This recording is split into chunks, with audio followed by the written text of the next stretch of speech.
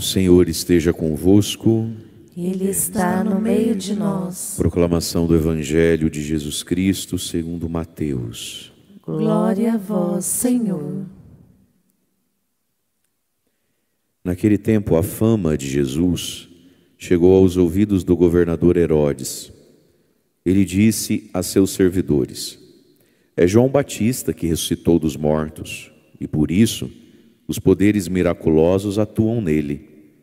De fato, Herodes tinha mandado prender João, amarrá-lo e colocá-lo na prisão, por causa de Herodíades, a mulher do seu irmão Filipe. Pois João tinha dito a Herodes: não te é permitido tê-la como esposa. Herodes queria matar João, mas tinha medo do povo, que o considerava como profeta. Por ocasião do aniversário de Herodes, a filha de Herodíades dançou diante de todos e agradou tanto a Herodes que ele prometeu, com um juramento, dar a ela tudo o que pedisse. Instigada pela mãe, ela disse: dá-me aqui então, num prato, a cabeça de João Batista. O rei ficou triste, mas por causa do juramento diante dos convidados, ordenou que atendessem o pedido dela e mandou cortar a cabeça de João no cárcere. Depois a cabeça foi trazida num prato, entregue à moça, e esta a levou para sua mãe. Os discípulos de João foram buscar o corpo e o enterraram. Depois foram contar tudo a Jesus. Palavra da salvação. Glória a vós, Senhor.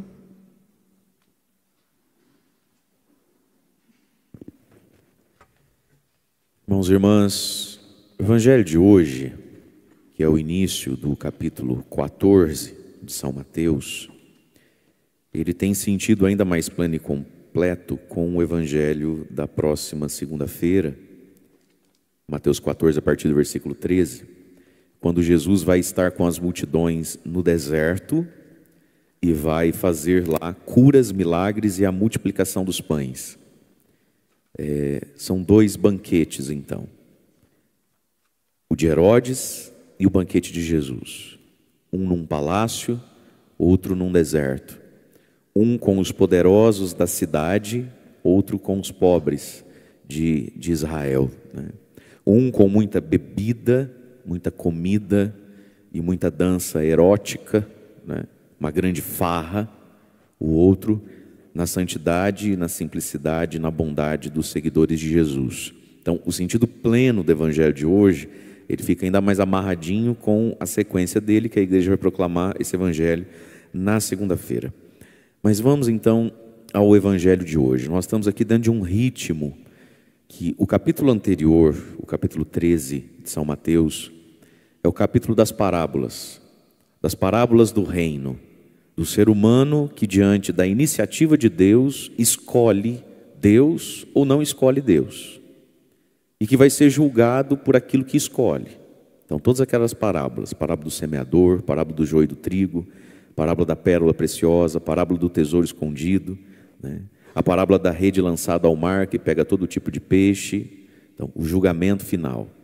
E aquele último exemplo de Jesus, que diante disso tudo, os mestres da lei e os fariseus que se tornam discípulos e os que não se tornam discípulos dele, né? E aí ontem nós ouvimos que na sequência disso tudo, quando Jesus está explicando então que o ser humano escolhe ou não a Deus, como que um julgamento que a gente mesmo faz de Jesus e da sua palavra, se ela vale ou não vale a pena, Jesus lá na sinagoga de Nazaré, ele foi julgado, né? Não é esse o filho do carpinteiro? A mãe dele não é a Maria? De onde é que vem essa sabedoria? E ali Jesus não fez milagre porque eles não tiveram fé. Então agora, no início do capítulo 14, nós vemos mais uma vez o ser humano julgando a Deus, dando um sim ou dando um não a Deus. E tudo isso agora na vida do último dos profetas e do maior dos profetas. Jesus vai dizer: dos nascidos de mulher, nenhum deles foi maior que João Batista. Deus está sendo julgado aqui. Julgado, a sua palavra está sendo julgada na pessoa do seu profeta, João Batista. E julgado pela sua criatura, por uma das suas criaturas, Herodes. essa tranqueirinha de ser humano aqui, né? Esse homem, ele é deplorável no começo, no meio e no fim. Ele é uma tranqueirinha. Ele é a tristeza da vida humana. O que o ser humano pode virar, né? Com muito glamour, com muito luxo, né? Com muita ostentação, não jogado na sarjeta da sociedade, nós temos um outro modo, né? Talvez ainda mais diabólico, do ser humano virar uma tranqueirinha, de um homem virar um nada.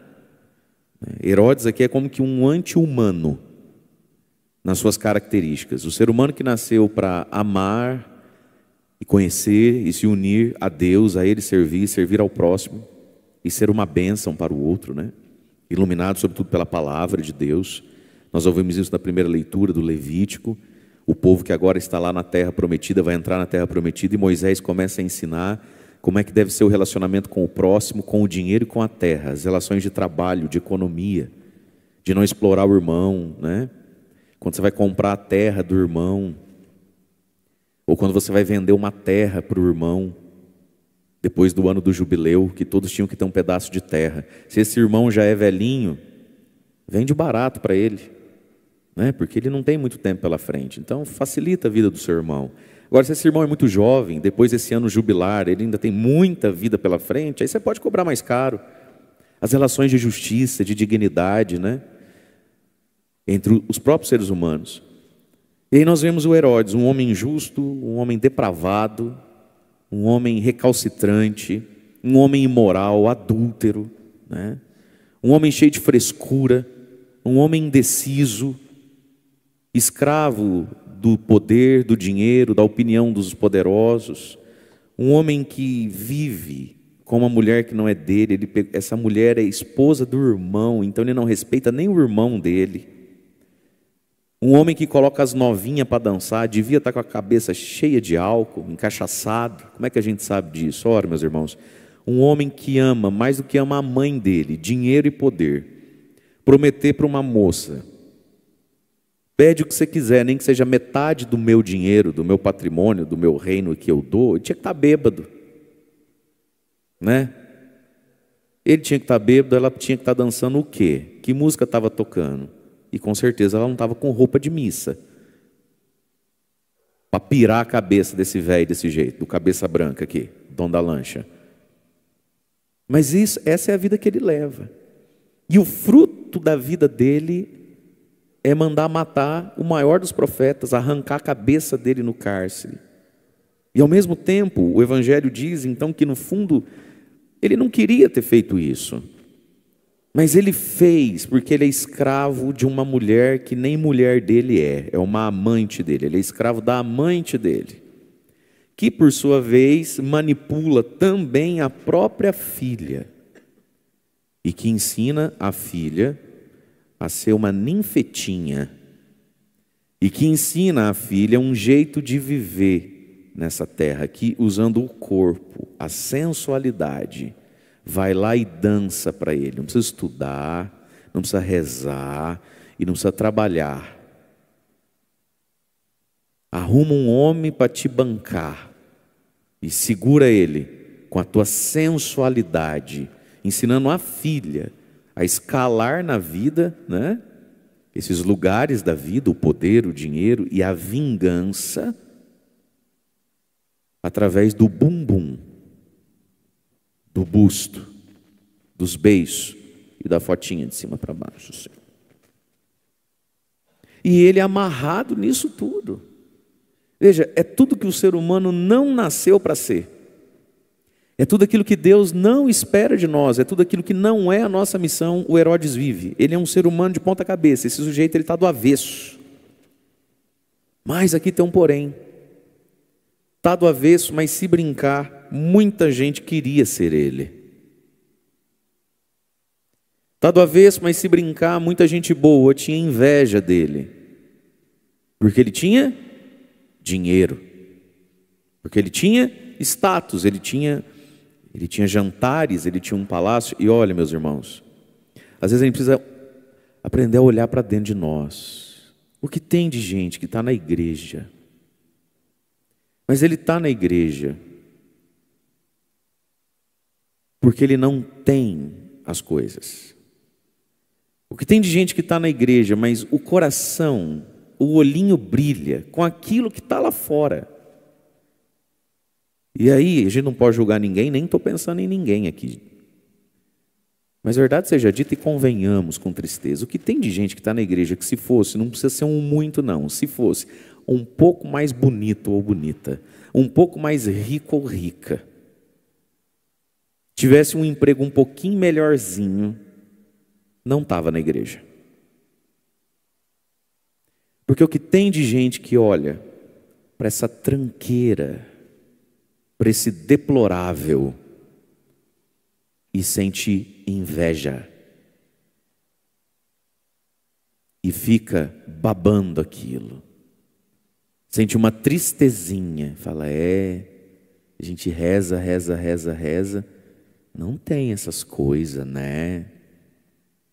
Olha para tudo isso, e ao invés de sentir dó de quem vive assim, sente vontade de perguntar para o padre, padre, por que a gente reza tanto e não tem as coisas? Ou, padre, é pecado mesmo se a gente, de vez em quando, que um deplorável, um miserável, um desgraçado no sentido pleno da palavra, desligado da graça, é esse Herodes. Se brincar, tem gente que tem inveja dele, queria ser ele,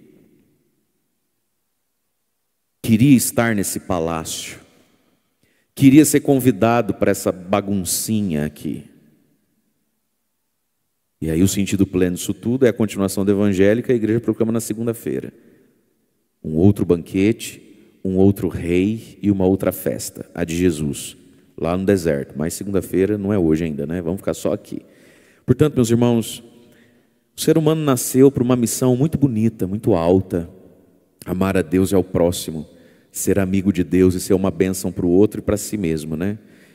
Mas o pecado nos rodeia, né? O pecado nos visita, o pecado está dentro de mim, ao redor de mim, né? O pecado existe enquanto estrutura humana e mundana, a gente se relaciona, a gente passa por ele todos os dias, que são essas ideias e essas lógicas todas do poder, do dinheiro, do prazer, do egoísmo, né? O pecado já está lá dentro de nós mesmos. São Tiago vai dizer na sua carta, porque cada um é tentado pela sua própria concupiscência, pelo seu concupiscível, pela sua coceirinha. Aí tem gente que não pode ver mulher ou homem, enquanto que o outro não pode ver álcool, enquanto que o outro não pode ver dinheiro, enquanto que o outro não me rela, não me toca. Cada um tem uma coceira, cada um tem um ponto fraco, um ponto cego, né, na sua natureza. E também a tentação, que muitas vezes, a despeito disso, mas vindo através dessas coisas, vem do próprio Satanás, que se levanta na nossa vida para estragar o projeto de Deus para nós. Existem tentações da nossa vida que são verdadeiramente o próprio demônio que se levantou.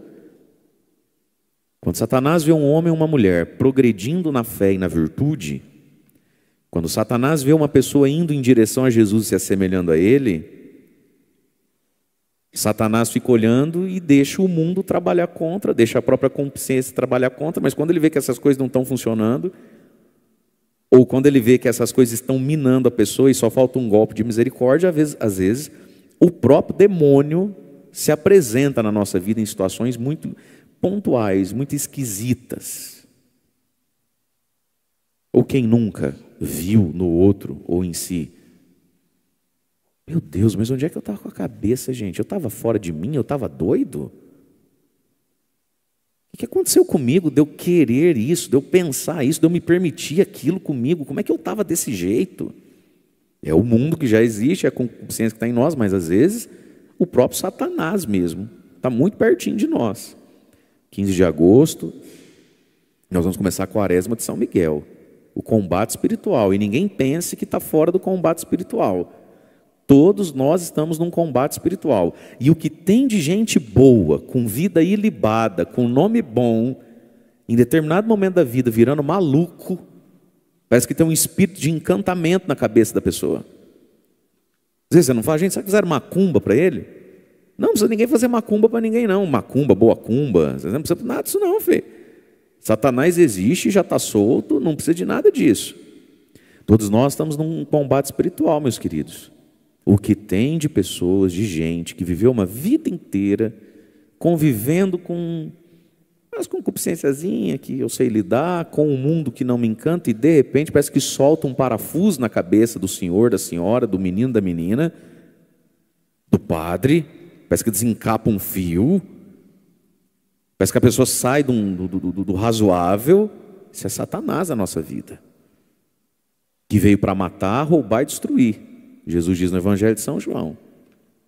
Então todos nós estamos num combate espiritual. 15 de agosto vai começar mais uma quaresma de São Miguel, e todos nós necessitamos disso. Quem como Deus, ninguém como Deus. Diante dessas coisas que se afloram em nós, ou que se apresentam a nós, né, capazes de nos virar do avesso. E aí está lá o homem do avesso, então, o Herodes nesse evangelho, que ele ainda tem uma outra situação na vida dele. O início do evangelho começou dizendo assim, a perturbação da cabeça dessa criatura aqui. Naquele tempo, a fama de Jesus chegou aos ouvidos do governador Herodes. Ele mesmo nunca tinha ido ver Jesus, ele não tinha ido atrás de Jesus, nem iria, né? Mas lá no palácio dele, chegou no zap lá do palácio, no grupo lá dos reis lá, enfim, que tem um tal de Jesus de Nazaré que está bombando aí, né? Ele tá em alta. E que onde ele vai, tem um povo que vai junto, as pessoas vão atrás dele. E junto com isso, parece que acontecem uns milagres, de vez em quando, umas curas, umas histórias mais doidas que a outra. Enfim, vai acontecendo muita coisa. Esse Jesus faz muita coisa. Ele é como que um profeta, ele tem uns poderes sobrenaturais. Daí o Herodes, ao escutar isso, ó a pérola que ele solta, ó a perturbação da cabeça do tranqueirinha. Versículo 2. Ele escuta então a fama de Jesus e as coisas que atribuem que Jesus faz, de diferente e poderoso, e ele manda essa aqui, ó. Ah, não, isso é o João Batista que ressuscitou dos mortos, é por isso que os poderes miraculosos atuam nele. Ó a bobeira, ó a maluquice dele. Herodes, amigo, o que você sabe sobre profeta, ressurreição, Deus, Jesus, padre, igreja? O que você sabe mais que o padre, filho? Gente, Herodes era um analfabeto de religião, de fé. Ele era ignorante com força. Igual aqueles amigos, igual aqueles cunhados, igual aqueles parentes de almoço de domingo que não vai na igreja, mas enquanto vai cortando um pedacinho de carne ali do churrasco no seu prato. Não, que eu acho assim que padre devia casar, sabe? Sabe esse tipo de jumento? Não, porque eu acho assim, que se eu fosse o padre, sabe, que esse papo aí também, quer uma geladinha? Sabe esse tipo de imbecil? Toda família tem, todo agrupamento humano tem, e às vezes você gosta bastante de andar com gente assim. De onde é que ele tirou que Jesus Cristo é João Batista que ressuscitou dos mortos? De onde que ele tirou isso? Pelo amor de Deus. E ele fala de um jeito que você ouvindo, você acha que ele é professor da matéria. E quanto mais ignorante, mais convicto. Quanto mais imoral e ignorante, quando você soma essas duas coisas, uma vida muito torta com uma ignorância muito grande, e claro, um bom tanto de vaidade, né? Ele é bem pomposo, ele fala como mestre, né? Ele fala como quem é doutor no assunto, não sabe? E ele solta, de onde é que você tirou isso, cara? Da onde você tirou isso? Segundo, ninguém associou as coisas dessa forma. Ninguém, ao ouvir falar de Jesus, ali naquele palácio, por exemplo, ninguém nem por um segundo imaginou que esse tal Jesus de Nazaré é a ressurreição do João Batista. Ninguém pensou isso, só o gênio do Herodes teve essa ideia, assim, ele é o cara. Mas de onde é que veio isso? Veio da culpa. Os irmãos, as coisas que mais sugam a vida, mais perturbam a vida e mais distorcem a realidade é o sentimento de culpa. Por que ele acha que Jesus é o João Batista? Porque ele carrega uma culpa. E aí o Evangelho vai narrar a culpa dele, né? João Batista dizia: essa mulher não é só mulher, isso aí não é casamento, filho. Não te é permitido, o nome disso é adultério que você faz. A mulher dele, a Herodíades, além de adúltera, é nervosinha, além de adúltera, se sente deusa, queria matar esse João e teve ocasião que foi essa festa, essa baguncinha que ele promoveu ali para celebrar ele mesmo. E aí, a ocasião faz o bandido também, a coisa se desenrola de um jeito que o João Batista morre. E ele carrega essa culpa. Porque é culpa dele mesmo, né? O outro evangelho ainda vai dizer assim: Herodes gostava de ouvir João. E às vezes ficava constrangido com aquilo que João pregava. Padre, eu sei que o senhor está certo, mas assim, hoje em dia é complicado, né? Entende isso? As pessoas que gostam de Deus. Não, eu gosto de ir na igreja. Nossa, quando tem adoração, eu gosto de ir, que passa Nelson Dias, dá até uma coisa assim, nossa, ixi, rapaz, é forte, é forte, é forte. Né? Pessoas que gostam de Deus. Que gostam de Nossa Senhora, né? Gostam de São José. Aquele povo que você não vê nunca. Mas dia 19, presente com cara de piedade, assim. Você olha, você vê, você pensa que é o melhor católico da cidade, né? Gosto de Deus, não é que eu não gosto de Deus, não é que eu sou avesso assim também. Ele fala umas coisas bonitas, o pelo do braço dá até um negocinho assim, ó. Tem hora que a gente fala, meu Deus, será que ele mora lá em casa? Não é possível isso. Foi tudo para mim hoje, né? Mas um homem que não se decide, e se você não decide, alguém decide por você. E aí, por causa desse jeitão dele, um homem que ele sabe que está certo, que ele sabe que é santo, que ele sabe que está mais perto do que ele, morreu assassinado, degolado numa prisão. Ele mandou cortar a cabeça do profeta. Só que tem uma coisa, minha gente, não adianta cortar a cabeça do profeta. Porque o profeta, o que ele tem de maior é a palavra que ele diz. E não tem como você cortar a cabeça da palavra. Ele cortou a cabeça de João, mas João continuou vivo dentro da cabeça dele, dentro do coração dele. E toda vez que ele olhava para aquela Herodíades, parece que eu estou vendo, quem é casado vai se identificar. E toda vez que ele, essa Herodíades, tirados aqueles poucos dias de paz, tirados aqueles poucos momentinhos de prazer, naquela rotina do dia a dia, quando ele tinha que conviver com essa onça dessa mulher. Você imagina você ser casado com uma dona que oferece para você a própria filha, e que para se vingar de um inimigo oferece a filha, e que sente prazer em saber que um homem na prisão vai ser degolado. Você imaginou você dormir com um trem desse? Conviver com uma senhora dessa? Como será que era o linguajar? Quais eram os assuntos que a Herodíades tinha à mesa ou à cama? Como será que era o humor dessa criatura? O que ela pensava da vida das pessoas? Essa mulher devia ser insuportável. Um trem desse aqui, rapaz, Deus o livre e guarde. Então eu tenho certeza que nesses momentos, lá no fundo, o Herodes olhava e falava: o que eu fui fazer da minha vida, Jesus? Esse arrependimento matasse, o que eu arrumei? Por causa de uma namoradinha aqui que eu fiz com a minha vida, bicho. Como é que eu saio de um trem desse agora? E o medo? E o medo que ele tinha da própria mulher? Deus o livre, rapaz. E aí então, ele manda matar o João. Ele manda arrancar a cabeça do João. Só que o João já está dentro da cabeça dele agora. E agora ele convive com um fantasma. Um fantasma. Que vem da onde? Da culpa. A culpa, meus irmãos, que a gente precisa redimir na nossa vida. Se perdoando a si mesmo. Buscando o perdão de Deus no sacramento da confissão. E na medida do possível, reparando o que a gente fez lá atrás. Como? De duas maneiras, às vezes só é possível uma das duas. Olhando o que eu fiz lá atrás e redimindo aquilo de modo concreto, se for possível. Voltando lá e reparando aquilo com aquela pessoa, com aquele fato, com aquela situação.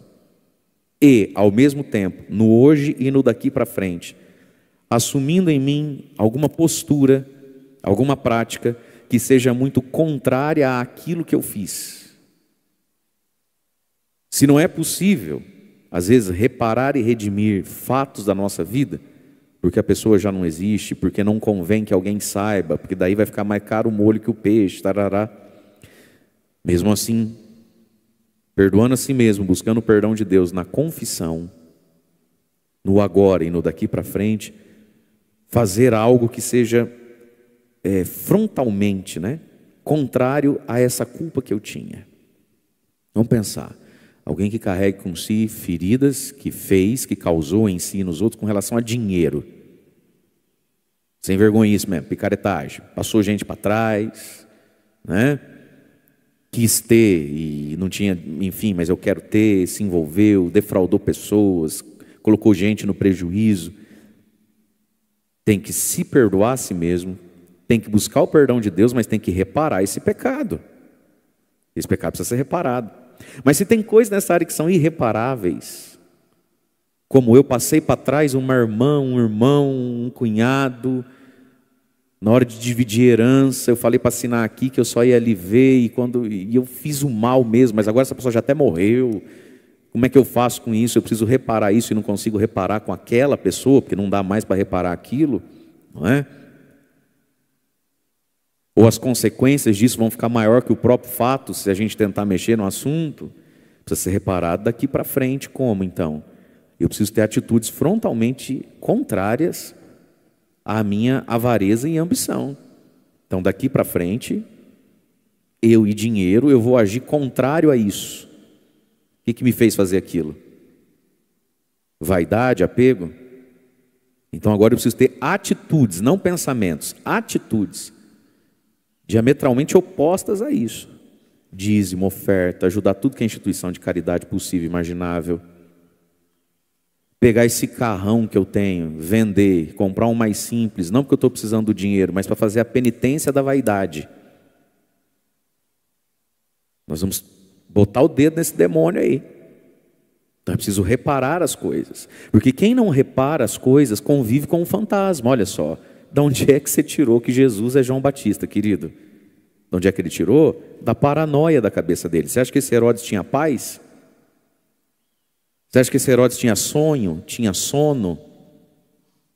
Não tinha sono e quando dormia tinha pesadelo. Ele convive com um fantasma dentro da cabeça dele. Uma culpa. Porque ele teve culpa. Olha o que ele fez. Olha as coisas que se somaram para um homem santo morrer. Porque ele é uma tranqueira de ser humano. Mas a culpa não pode ser o nosso guia, porque a culpa nos desanima da nossa própria conversão. A culpa faz a gente se condenar a si mesmo quando Deus está querendo dar o perdão. E a culpa distorce a realidade, distorce o mundo. Quem vive carregando uma culpa não vê quão bonito é o sol. Quem vive carregando uma culpa, enquanto todo mundo celebra e se alegra, lá dentro tem aquele aperto, tem aquele amargo. A culpa é a pior coisa a descarregar na vida. E a culpa a gente perdoa a si, perdoa a Deus, pede perdão a Deus, A culpa a gente perdoa a si, pede perdão a Deus e redime a culpa. Faz a penitência da culpa. Portanto, irmãos e irmãs, vamos entender isso. Não adianta arrancar a cabeça do profeta. A palavra de Deus age através do ser humano, mas ela é maior que o humano que a carrega. Você mata o profeta, não mata a voz. Mas está nas nossas mãos, meus queridos, decidir o que a gente quer da vida. E está nas nossas mãos o julgamento de Deus. Nós estamos julgando a Deus todos os dias da nossa vida. Um dia, quando a gente morrer, lá no juízo final, Deus vai nos julgar. Mas enquanto a gente está vivo, somos nós que estamos julgando a Deus. Ontem Jesus foi julgado na sinagoga.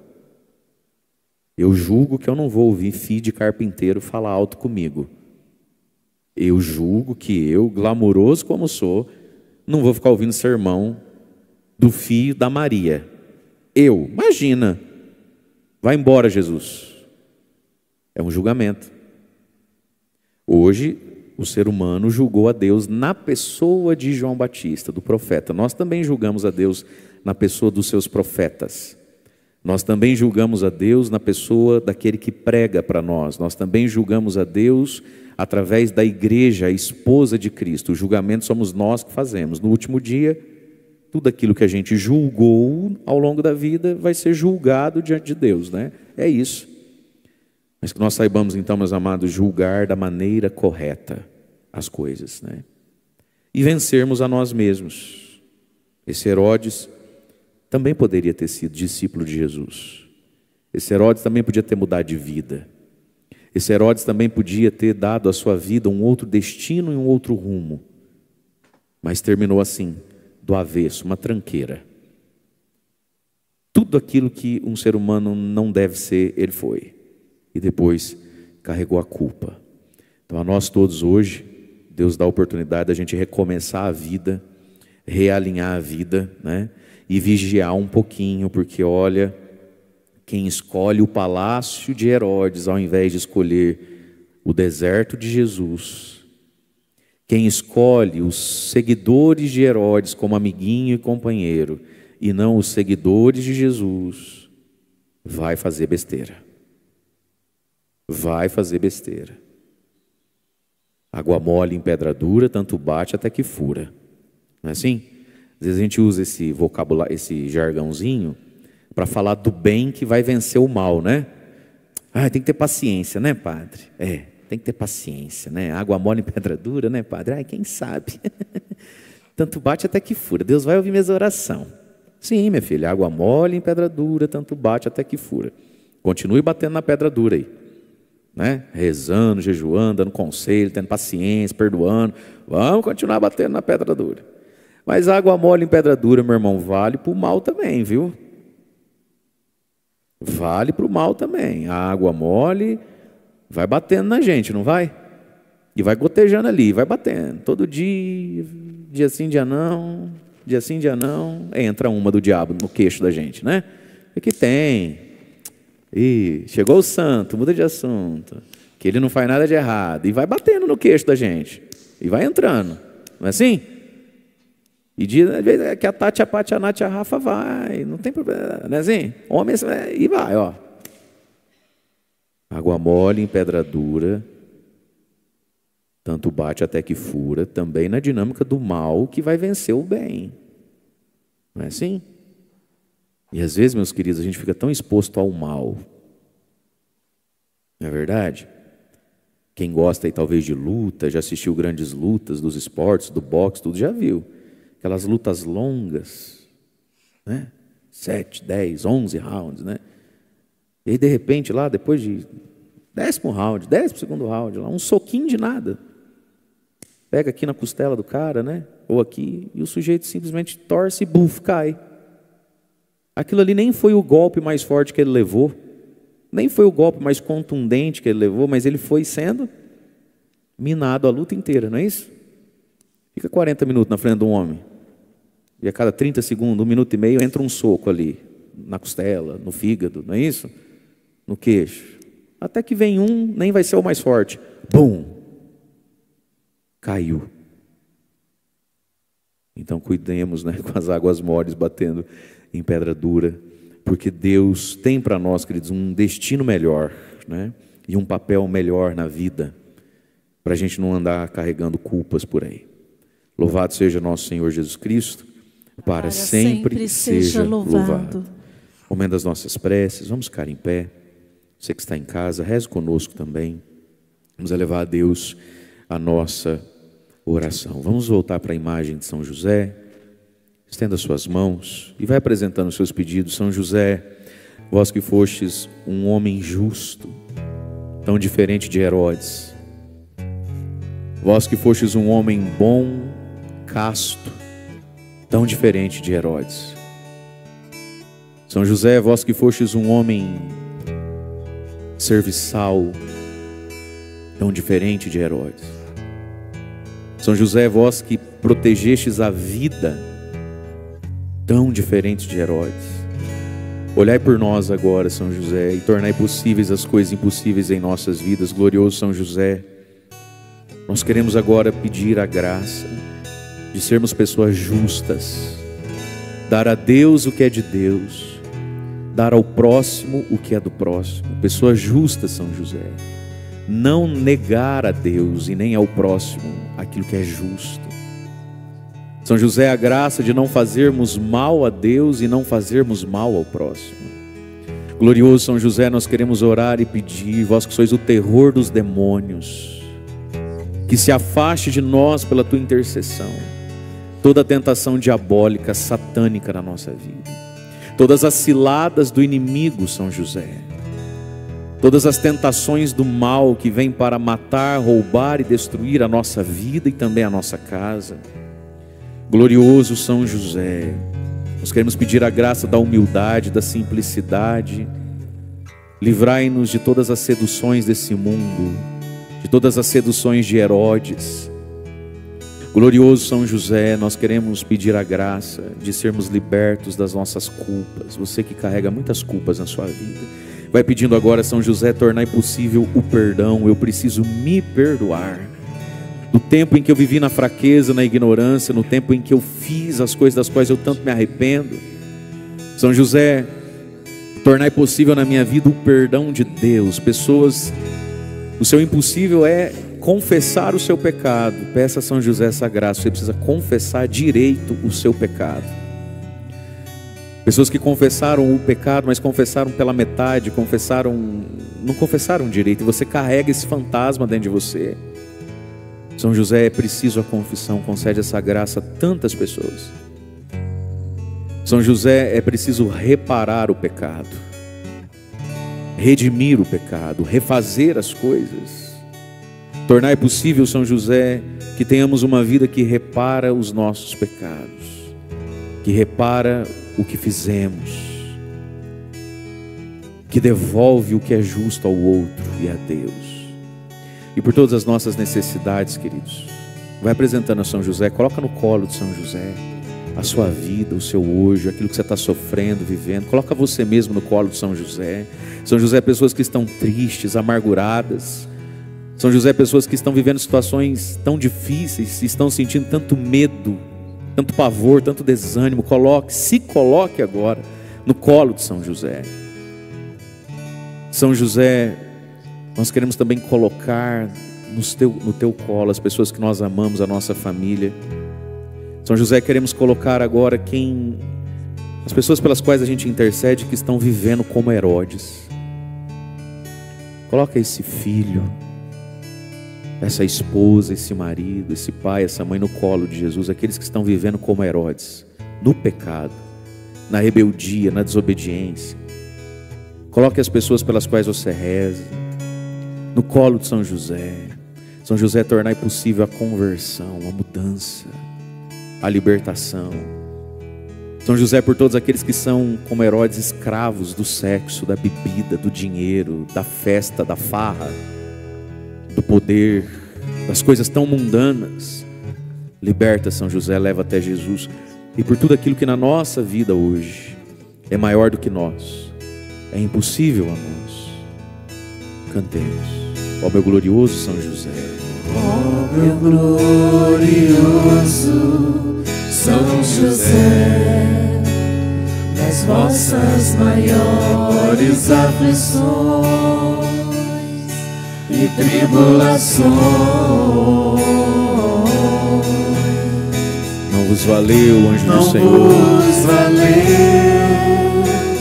o anjo do Senhor. Valei-me, São José, valei-me,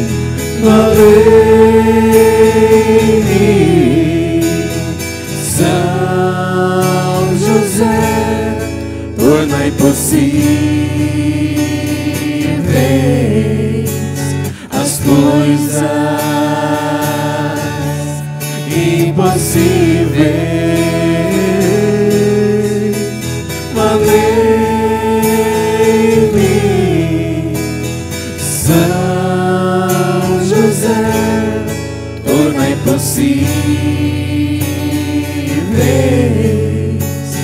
as coisas impossíveis. Valei-me, São José. Valei-me, São José. Senhor Jesus, pela intercessão e os méritos de São José, acolhei as nossas preces e a nossa esperança. Vós que viveis e reinais com o Pai na unidade do Espírito Santo. Amém.